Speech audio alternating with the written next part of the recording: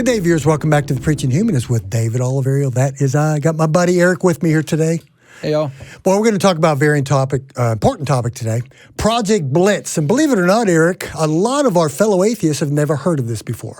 Yeah, it's been actually been a secretive thing. It's been purposely kept a secret by the organizations that created it because they are hoping to use it to change laws without people realizing it. So, yeah. Yeah. So we want to say beware. So subtitle, I would say, is How Christian Nationalism is Advancing Its Agenda in America. That's what Project Blitz is. So let me give a good definition of it, and then we'll get into it. What actually is Project Blitz? It's a coalition of Christian right groups. That's kind of scary.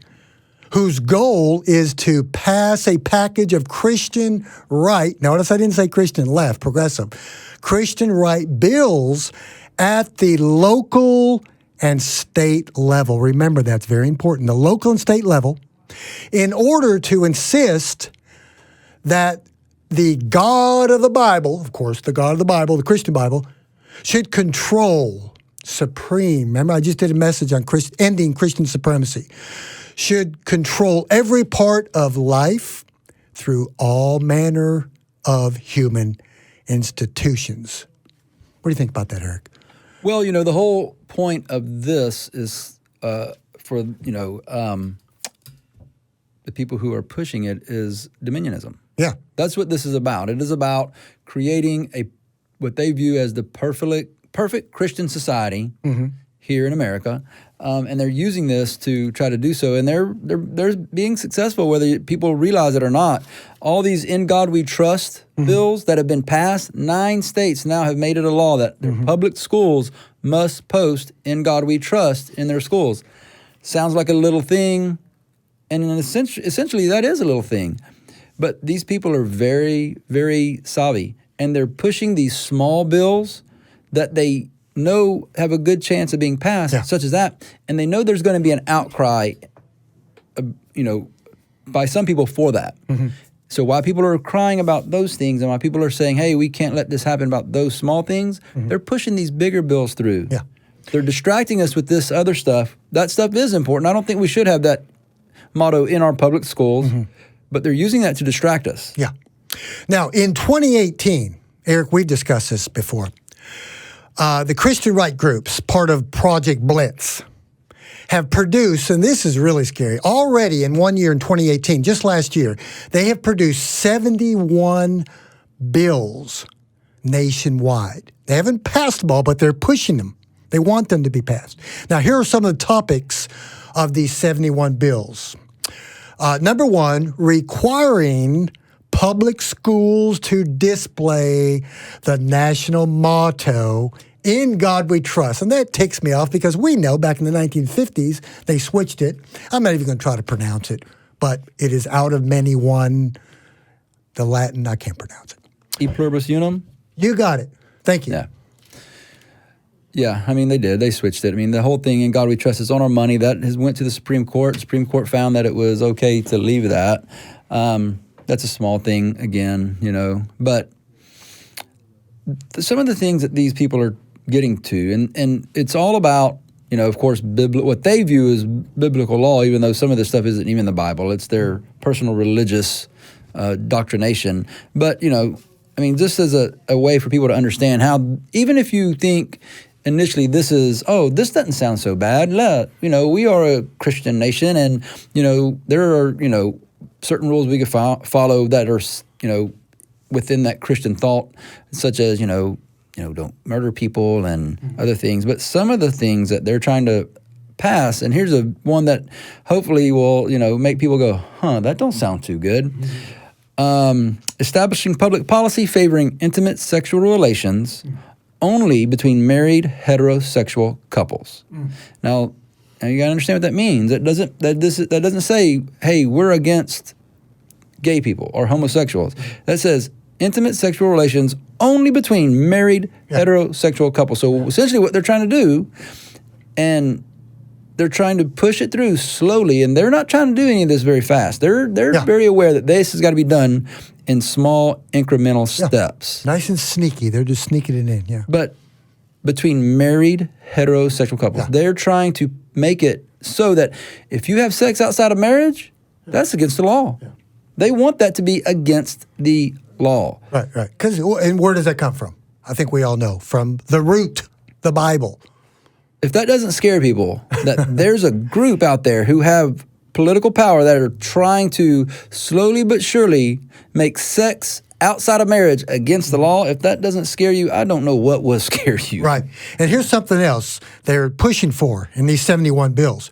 Legalizing discrimination against LGBT people. I think we're pretty aware of that. And that's something they're really pushing toward as well. Yeah, and it is. And that's, of course, that's a big thing, and they're very open about that. But what isn't, fully understood by people is that those same bills that they're trying to get passed that are going to allow people to discriminate against the LGBTQ community is also going to allow them to discriminate against other people. They're couching it as, hey, this is, people not having to, accommodate homosexual couples because it's against our strongly held religious belief. But then where does it go from there? Well, now I have a strongly held religious belief that says I don't have to serve that single mother because she's not married and she has a child. And I don't have to serve that black couple, or I don't have to serve that couple, that man and woman where maybe, a Mexican man's married to a white woman. I don't have to serve them because I think that is that's mixing of races. That's against my religious belief. It is a slow progression, but that's what they're going for. Definitely. Another one they're pushing for, no-brainer here, Christianizing America. I mean, that they've been pushing that for years. And they want their laws, their rules from the Bible to be the supreme law of the land, just like I talked about in my last episode, that the Constitution is supreme law of the land. So, Eric, do you see this happening with these Christian right groups attempting to Christianize all of America? Yeah, it is. I mean, that's exactly what it is, because they all say that, we are, our whole country, the Constitution, everything is based on Judeo-Christian values, which, the founders of our country and the writers of the Constitution were actually, trying to not let that happen. Oh, absolutely. They knew that we needed to be, secular. Absolutely. To a great extent, because once you start favoring one religion over another, well, then you end up like so many of the, like Saudi Arabia and those countries, where you have these horrible laws that are made, according to their religion, that discriminate against women, that allow, horrible things to happen to minorities, but that is exactly what they want. Yeah. Another one is removal of Planned Parenthood. This one really kills me. And we went to the Women's March here in Austin, not the march, but the rally yesterday. And we got the video we're going to be having coming up in the future on our new show coming up. But yeah, pushing for equality for women and reproductive rights. But yeah, the religious right, they hate Planned Parenthood. Why? Boy, could we think about that for a moment? Could it be because it's pro-choice? Could it be because they believe in giving women their rights of their own body? Yeah, it is. I mean, they're obviously they're what they say pro-life, which means they don't want to have women have the option to have an abortion. But it even goes so much further than that. I mean, because if you look at the Catholic Church, they're anti any sort of contraception. So I mean, when you have the Pope, who a few years ago said, that contraception, condoms, actually referring to, are a worse danger to the African continent than AIDS. Oh wow! I mean, that gives you an idea. And I mean, look at America. How many people in America are Catholic, and how many people just blindly follow those Catholic leaders? So, and they do. They want to defund Planned Parenthood. They say that, obviously that, because Planned Parenthood provides abortions, that. But isn't that the minor? I mean, they do so many other things for women's health. That is the very minor thing that Planned Parenthood might do. They do other things. Of course, they do provide contraception. They, provide other things that are very important for women's health in general. Cancer screenings and things like that. Yeah. So, I mean, the abortion part of it, while it is important and women should be able to seek that out if they need it, or want it, that is the very small thing that Planned Parenthood does. So you're a medical professional. That's your profession, Eric. You're trained in that profession. So if they were able, the Christian right, through Project Blitz, to defund Planned Parenthood, to remove it from our country, what would happen with these lower income women who needed health care, that needed all the different feminine hygiene and all the different things that Planned Parenthood does provide for them? What would they do? Where would they? Well, they wouldn't get it. They wouldn't get it because, Planned Parenthood is funded through the government. A lot of women seek it out because for a lot of women it's free, or very low cost.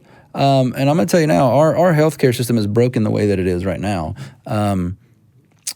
If they don't have that option, they will either not seek any health care that they need, for their, that women might need. And as far as abortions go, there still will be abortions given, but it's just going to be in a situation that is dangerous to the women. And so it's not going to go away. People, it was true before when abortion was still illegal. It was true, women, for whatever reason they felt like they needed that abortion, they would seek it out in other ways, if not even try home abortions.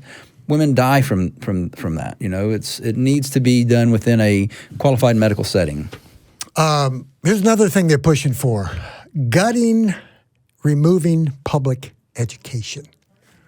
That's a big one right there. Well, whether as far as not removing public education, but inserting Christian teachings into public education, they're absolutely trying to do that. They're one of the resolutions from this whole Project Blitz Playbook is to have the Bible and Christianity taught as an elective. Now, they say as an elective to make it sound innocuous. Well, they can do it or they don't have to do it. But once you start doing that and you start to favor Christian teachings over every other religious teaching, it doesn't become an elective, Plus, you have all these small towns who are so very conservative, and they have their ways to force these kids into doing these things, just like with prayer in school, which is, not supposed to happen, but it happens, and kids are made to feel like they're ostracized if they don't participate. And it'll be the same thing with these types of classes that they call elective, which in the end does not become elective. Kids are forced into them through, social pressure. Yeah, isn't that the objective of people like Betsy DeVos and some of the cabinet members on the right? Trying to defund the public schools and siphon the money, tax dollars to the more patriarchal Christian schools. And she's just a nut as far as I'm concerned. Yeah, I think she does actually want to defund public education. They say, no federal funds for public education, or give it in block grants to the states, but it's all designed to undermine the public education system that we have now. And it's all designed to somehow insert Christianity into our public education. They give lip service to, we want to, be fair for all religions. But that's not true. And we all know it. We all know it's not true. They want Christian dominionism. Oh, absolutely. Yeah. That's what they want. Right.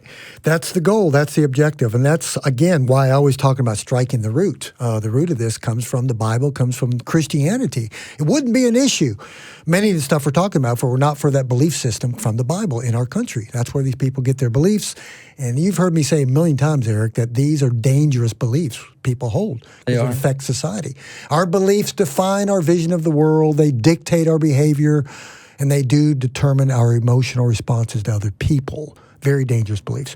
Another thing they're trying to push, Eric, is the denial and refusal to confront climate change. And our friend Andrew, hi Andrew, if you're watching. Andrew's been gone for a few months. He'll be back. Wish I was in Colorado with you right now. Yeah. That's always been one of his pet peeves. The Christian right, they just deny, either they deny it, or they think it's a left-wing conspiracy, this thing they call climate change. I remember some of my extreme right-wing clients through the years. If there was a rare snowfall here in Austin, right, once every 3-4 years we'll get maybe an inch of accumulation of snow, very rare. And I remember, I think it was last year when we got an inch of snow or 2 inches. Yeah. And it doesn't happen often.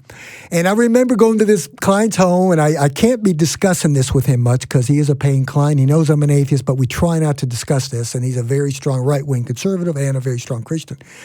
And after that snowfall, he said, yeah, some global warming, huh? You know, and that's very frustrating how they deny the overwhelming science and data from meteorology, climatology, as if this is a conspiracy from the left wing instead of just actual data that you can see and real life evidence. And what would the conspiracy be? What would our conspiracy be? We're trying to, make changes to slow global warming so that we can somehow take away their what? What are we trying to prevent them from having? How are we trying to harm them? How is this?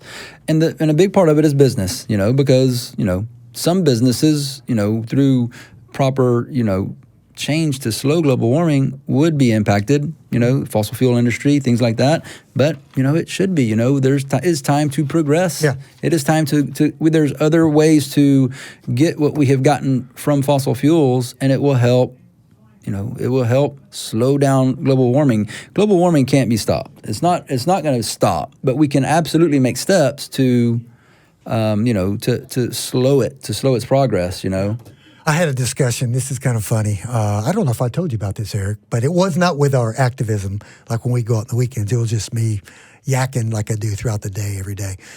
And this woman was a strong fundamentalist Christian, probably about my age, in her 60s.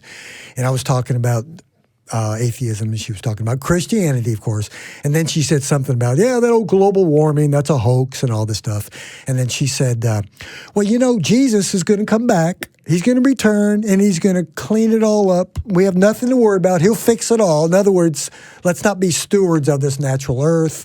The animals are here for our pleasure. The earth is here for our pleasure, and so forth. Well, that's the danger. So what you just said, that's the danger in this whole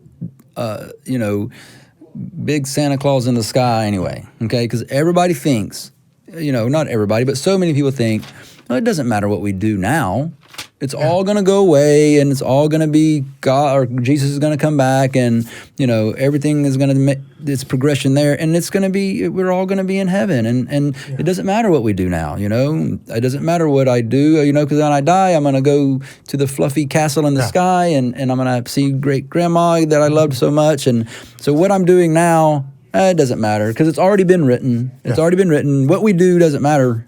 Yeah. Well, it depends upon their Christian theology, because some, as you talked about earlier, Eric, the Christian Dominionism, they believe, and I did an episode on this months and months ago about Christian Dominionism. I think you and I and Andrew talked about it. Yeah, we talked about it. Yeah, about that episode I did. But they believe that Jesus, I think it was in Isaiah chapter 2 or Zechariah chapter 2 in the Old Testament, that they believe that Jesus will fly back on a horse like Muhammad flew up to heaven on a horse. Jesus could come back on his horse. I wonder if it's the same horse. You think it's the same horse? They're just trading off. They're trading off the horses, yeah. But he's going to come back and set up his kingdom in the mountain in Israel, Mount Zion, and establish his kingdom. That's when every knee shall bow and every tongue shall confess. All these scriptures they quote, they believe that. So they'll rule and reign here and set up the kingdom here on this earth. That's when the lion will lay with the lamb and so forth. But that's when this kingdom will be established here, and he shall rule with a rod of iron, those of us that are unbelievers. But that's when a lot of believers think that the earth will be a paradise, and this pollution and carbon footprint and so forth will all be removed and cleaned up. So that's why they don't want to get to it right now and actually do something about it now and make a difference. So it comes right back to the book, the Bible, for so many people, and that's why we fight that thing. So it does. And a lot of people who claim they're, religious or whatever, or they're spiritual, they don't believe those stories. When we spoke to so many people yesterday who said, "Oh yes, I'm religious," and well, do you believe the Bible is literal? Oh no, I don't believe it's literal. But what people don't understand is those people aren't the ones making public policy. The people who are making public policy are that small minority of super conservative religious right. Mm-hmm. Who are working towards it. They're the ones who are putting in the time and the money, because it all takes money, and they're changing it. They are a minority, but they're able to make these changes because they believe it, man. Yeah, they do. They believe it, and they are working hard, day and night, and to make it happen. It's a very, let me be careful how I say this, because my atheist friends are going to misinterpret me when I say that Christianity is a very powerful belief system. And I'm not saying powerful as in God or supernatural. When these people on the right, I used to be like that. When they take that, I don't have my Bible with me here, but when they take that Bible, pretend like this is the Bible, when they take this thing by faith and they believe it's true, I mean, they will literally die for the cause. They will do whatever it takes to promote their belief system because they think it's 100% true. They take the Bible literally. And they vote. That's another big difference. And that would be my next point. How do we counter this Project Blitz of the Christian right? Well, one of the main groups that is, very aware of it at this point and who is trying to counter it is the Freedom from Religion Foundation. Yeah. I mean, of course, they're, a well-known group, and they have lawyers, and they are fighting a lot of these bills. How we help, we meaning the general, public who is also concerned about this, we got to give up money. That's it. You've got to donate money. None of this stuff is free. I donate to the Freedom from Religion Foundation every year, multiple times a year, and that's what we got to do because we may not like the fact of it, but the fact is that money rules the world. Yeah. It rules the world and it rules our politics. It does. And we've got to get on board with that. Nothing's going to get done without, funding the people and the organizations that need the funds to fight this, Not just FFRF, wonderful organization, what you just mentioned. American Atheist, American Humanist, there's so many other people out there that do good work in these causes. Right, so find the organization, do your research, whatever. Find the organization that you think is a good cause. Donate some money to that organization because, believe me, that Christian right, Dominionists, they've got a lot of money backing them up. Yeah, they do. And they're driven by a very powerful belief system. Remember, not God, but what they believe to be true. How about just voting? Remember I mentioned the local and state level. That's where they're trying to creep these bills absolutely. in. Yeah. So we can't just go out and vote for president and national U.S. senators and U.S. reps. We got to vote state reps. Well, not just that, but we're talking about even on the smaller level. Yeah. One of their original intents, and they did it, and they're still doing it, was to start on the very, very local level. School boards at individual schools in small towns, small judgeships in small towns, constables, things like this. And they've done that, and they've gotten these people in there, and it makes a difference on the local level. How you vote on the local level makes a difference. So many people say, I'll just vote in the big elections. That's good that you do that, but you've got to be aware of what's going on the local level. That's what really impacts people, is what is going on in your local elections, your local representatives, your school districts, and those things. You've got to be aware of what's going on and, not vote for the people who are supporting this kind of dogma. Yeah. People, when I discuss this stuff with Christians, I always ask them, like I said in my last episode, would you vote, when I ask Christians this, would you vote for a government official who was an open atheist? And of course, many of them say, no way, I wouldn't vote for an atheist. And then they ask me, would I vote for a Christian for state, local, office, national, whatever? I would. I said, sure, I would vote for a Christian, but they're not supposed to talk about Christianity as long as they believe in the issues of equality for all and they stand up for rights for all. Sure, I would. But there shouldn't be a religious test anyways, should there? Article 6 of the Constitution, Right. Yeah, no religious test required for a government office. And one of the things that they're trying to change right now is allowing preachers from the pulpit to endorse candidates, which they're not supposed to do. Yeah. But they're actually, and this came up with Jeff Sessions, actually. I'm glad he's gone, but I don't think the people coming up behind him are any better. I mean, they all believe in the Bible literally. They're trying to change that. They're trying to get it so that these churches can actually endorse candidates, from the pulpit. Yeah, dangerous stuff. That is a road that we do not need to go down at all. Absolutely. So I would just say to fellow secular people out there, definitely vote. That's one thing.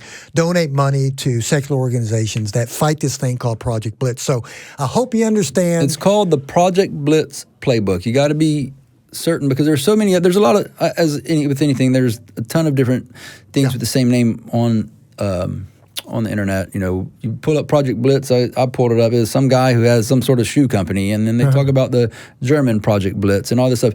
This Project Blitz playbook is just now getting to be known. I mean, it wasn't. We talked about it a year ago before it was very well known. Now it is getting known. The Guardian has had an article about it. Salon has had a big article about it. So it is getting known, but it's called the Project Blitz Playbook. And that's not what we named it. That's what the people who created it named it. Do your research on it and counter it, vote, give money to secular organizations to fight this stuff. Definitely. All right. Well, I hope we did a good job in explaining it, Eric, to our fellow secular people. And counter it, give money, and let's push back, people. All right. Well, thanks for watching the Preaching Humanist with David Oliverio and Eric. Have a wonderful day. See you next time. Bye.